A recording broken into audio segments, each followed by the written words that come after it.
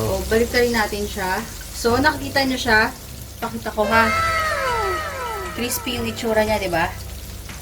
Hey guys! Panibagong araw, panibagong reaction na naman. So, this time, ang ipe-present ko naman sa inyo ay a simple fried chicken.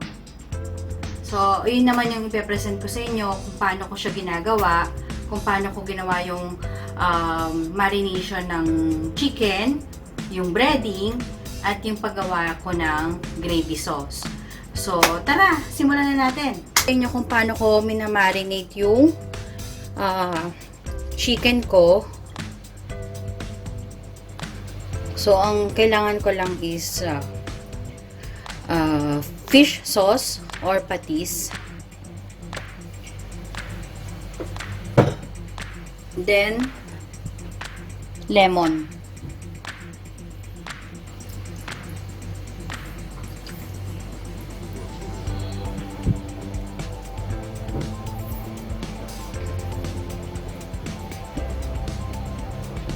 Bababad ko siya ng 1 hour to 2 hours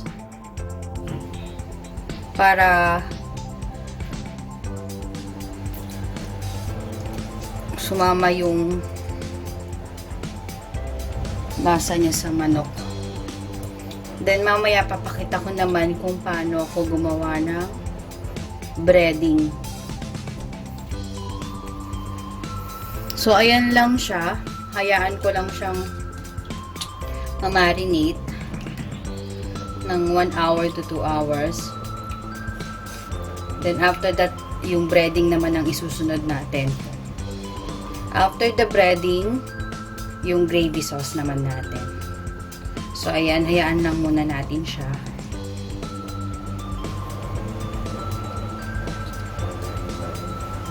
Yung breading natin sa fried chicken. So, ito, cornstarch.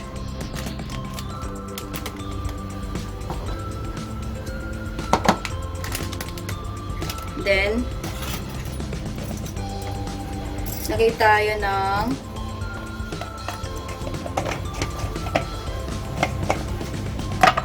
one tablespoon of pepper.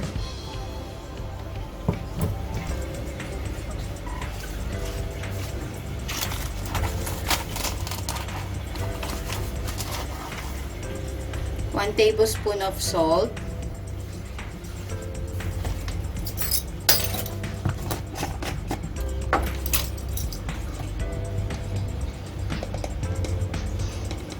One tablespoon of garlic powder.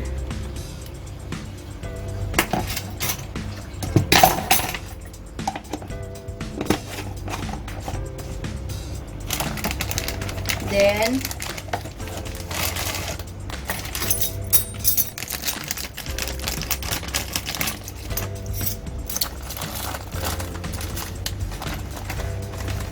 one tablespoon of paprika powder. So, ayan na siya. I-mix lang natin siya.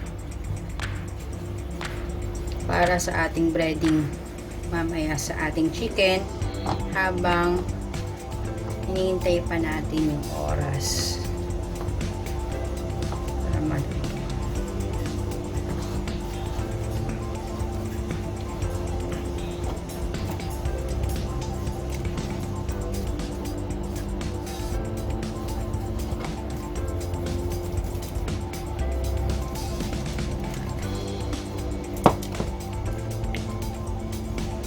So, ayan lang siya, guys. Re-ready ko lang yung breading natin.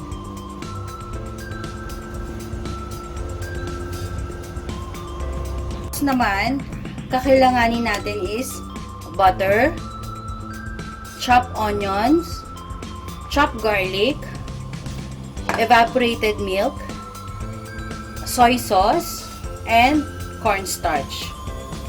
Ito yung mga kakailanganin natin mamaya for preparing gravy sauce. Ito na yung minarinate kong chicken. fish sauce lang siya and lemon. Pag wala kayong lemon, pwede nyong gamitan ng kalamansi. 10 pieces ng kalamansi ang gamitin nyo kapag wala kayong lemon. Pero kung may lemon kayo, 2 lemon. So, eto na siya. Anihin lang natin. Pa-dry lang natin siya. Okay. So, ito. Tapos, ito na yung breading na ginawa ko kanina. So, combination lang nito na is cornstarch, paprika, salt and pepper, and garlic powder. So, igaganon lang natin siya.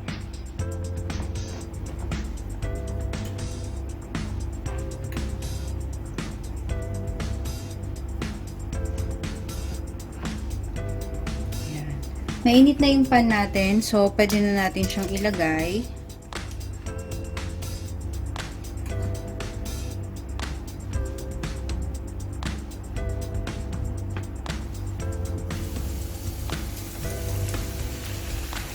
So, repeat procedure, ganun lang din.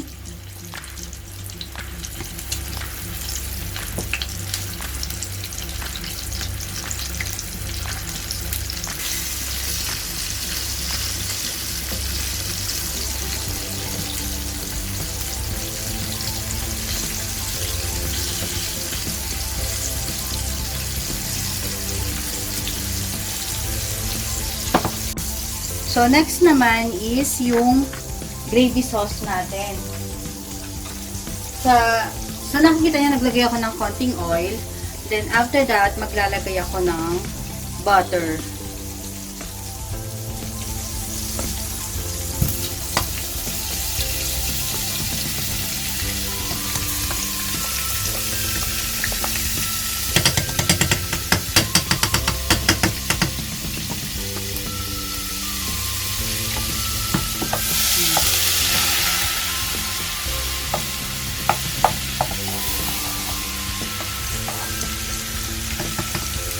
After ng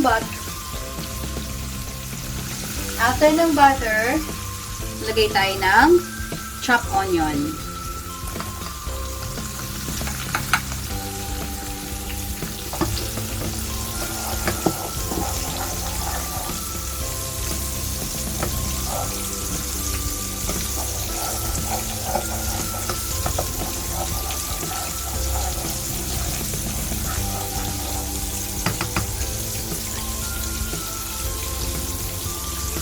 Then,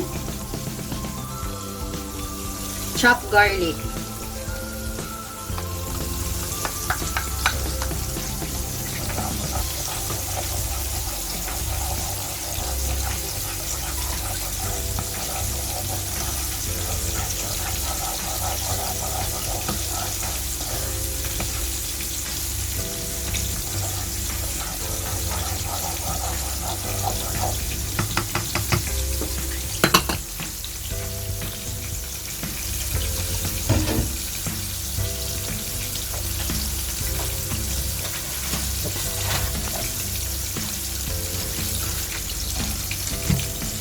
Then, mag-add tayo ng milk.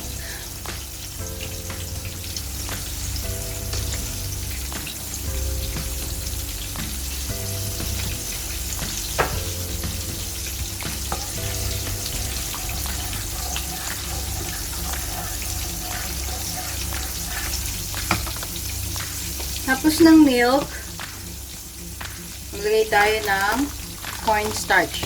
1 tablespoon.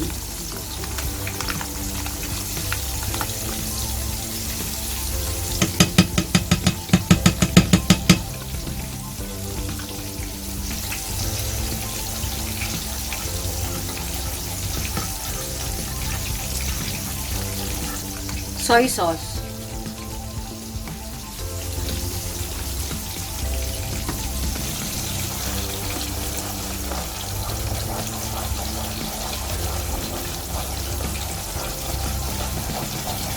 Pwede kayo maglagay ng pepper dito kung gusto nyo.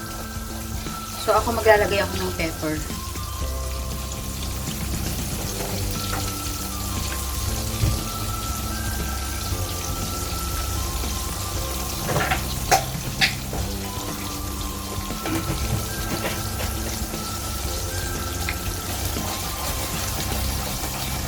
Ayan, nakita nyo lumalapot na siya. So, ayan, nakikita nyo siya, malapot na siya. Ayan. Pwede pa tayo mag-add ng milk.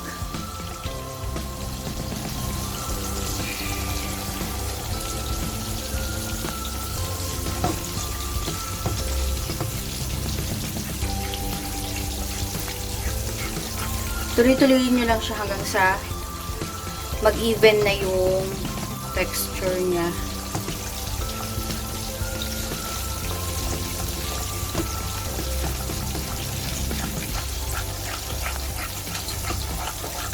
So, nakikita nyo siya.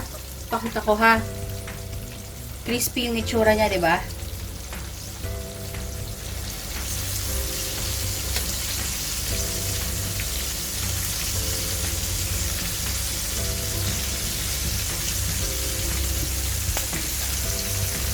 Ating gravy sauce.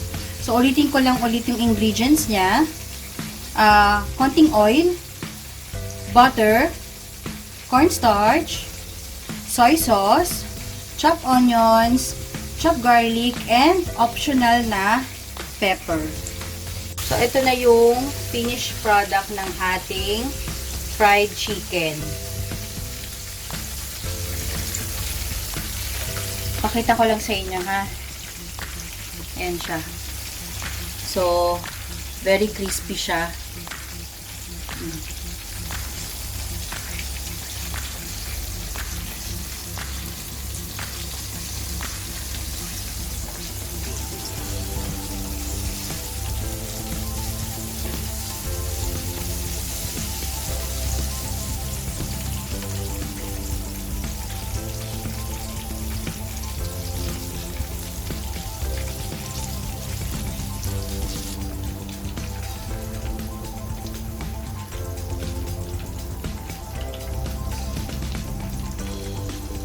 Ating finished product ng fried chicken and gravy sauce.